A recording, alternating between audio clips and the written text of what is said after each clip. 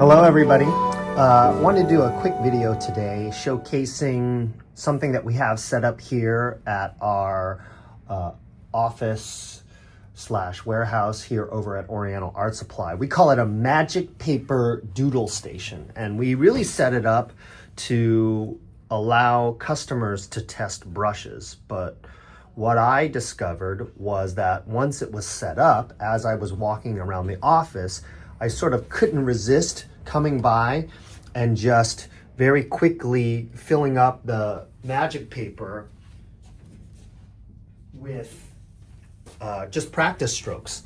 And I noticed that over time, it really had a huge impact on my confidence level in painting.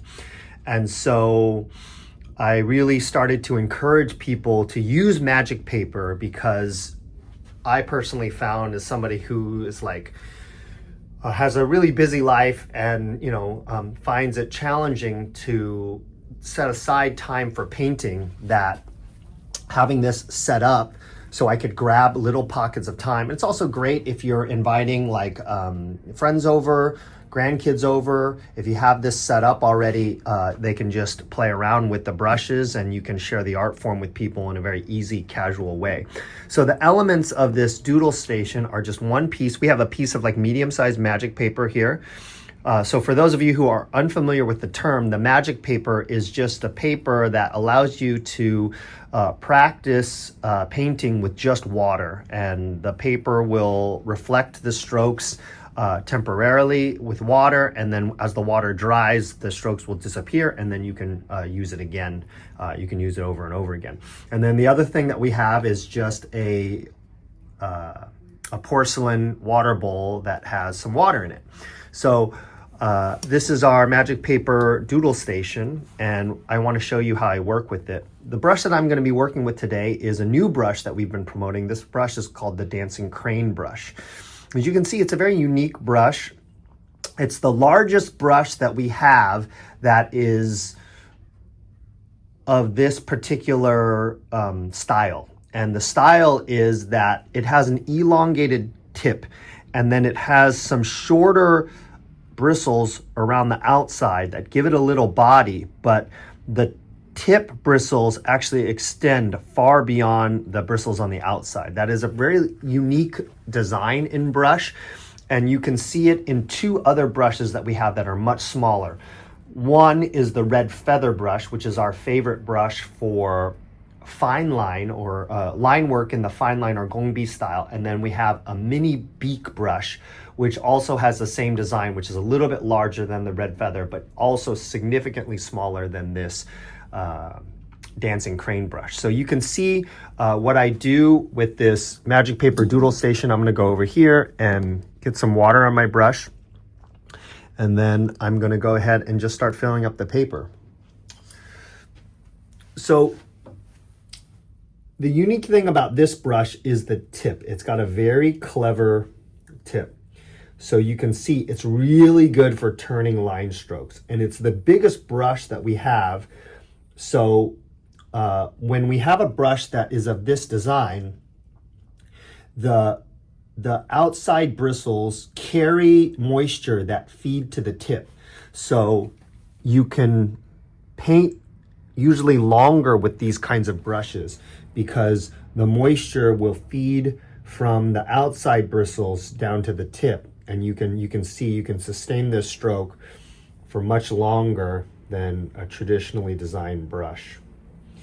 So these turning line strokes are really good with this Dancing Crane brush. The other thing that you can do with this brush is you can lay the body down. It's really not the design of this brush, but because it's so large, it does work effectively to, do some classic thick to thin line strokes like an orchid leaf.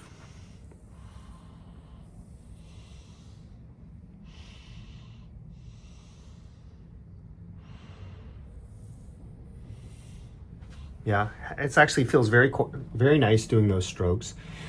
And then you can also do some classic kind of combination brush techniques where you can sort of lay the brush down and then pull it and get a little bit of a fuller stroke. It wouldn't be my #1 choice for that kind of stroke, but you can see it still works. And then a little hybrid between these kinds of strokes is just kind of like elongated leaf stroke, more like you were doing like almost like a willow leaf, you know, just like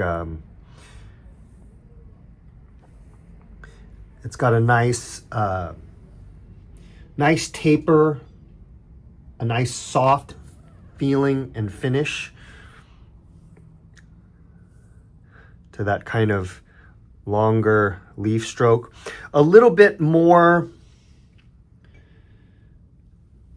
not quite as, I guess, bouncy as a brush that I would use for bamboo leaves, but it really does have a nice quality to it with any of these different kinds of line strokes. So you can see with this Magic Paper Doodle Station, like I can just spend some time playing around, practicing different strokes, getting to know this brush. That's really super important. The other thing that is kind of interesting, as if you can see, is that because it has such a clever tip, I can sort of lay the body down, and then if I raise the brush here, you can see on this stroke here, if I zoom in, see how that stroke finishes with a little tail. So I use the body of the brush, and then I got this little turning little curve, and that is because the tip is so long and clever. When you have a long tip like that, you can turn those line strokes with that little turn of the brush, and it can produce that little signature kind of, it's almost like a little pigtail that's at the end of the stroke. So I really like this process because you get to know the brush, you get to feeling comfortable doing strokes with the brush, and it's no pressure because the lack of permanence really takes all the pressure off.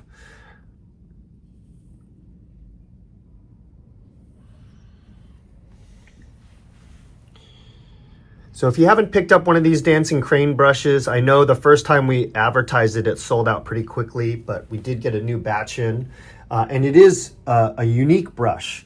Of course, every single new brush that we feature has a slightly unique size, a slightly unique combination of size and hair quality and bounce. And we try to describe each new brush, not only talking about what its features are, but also comparing it to other brushes of ours that have been around for longer. So again, I will just spend the rest of this time kind of filling up this magic paper. You can see I can work a little bit larger.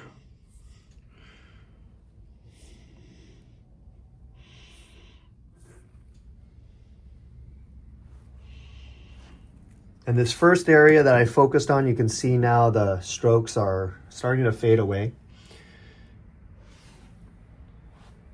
But it also grows an appreciation for like that moment that the brush hits the paper and you get that expression of the stroke.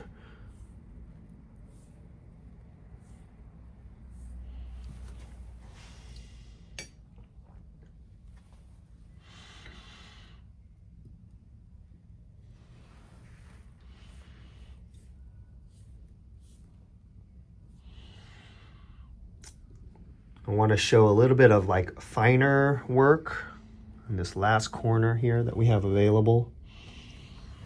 You can see that with a little bit of control, I can go quite fine with this brush. And then again, back to, I think, the real strength of this brush, which is those turning line strokes. If you've ever done any kind of running style calligraphy, you know, that is the kind of stroke that's used for that running style calligraphy. Also, if you're doing things like vines, you know, peas, any kind of vines, morning glory is a vine subject. So if you want to sort of show that quality of the vines the way the vines dance around the foliage on those strokes. This is a really great brush for that. Yeah. So this is our little magic paper doodle station. I'd encourage everybody to try this out for yourselves. It's really has been very important in building my own personal confidence with my brush painting. Literally, I have done this, once a day, every time I'm here, a couple times a day. Every time I pass by and I get a moment of time, I fill it up. And that was really the daily habit that I needed to increase the confidence to the point where I would engage in painting a lot more and really begin to develop my appreciation for what I could do with the brush and what I knew, my knowledge of what each brush was capable and good for. So, we do our best to describe that to you, but it's really through your own working with the brush that you guys discover what you really like each to do with each individual brush. So we encourage you to explore that way. Thanks very much. Let us know if you have any questions or comments about any of these subjects, and we wish you happy painting. All right? Have a great day, you guys. Bye.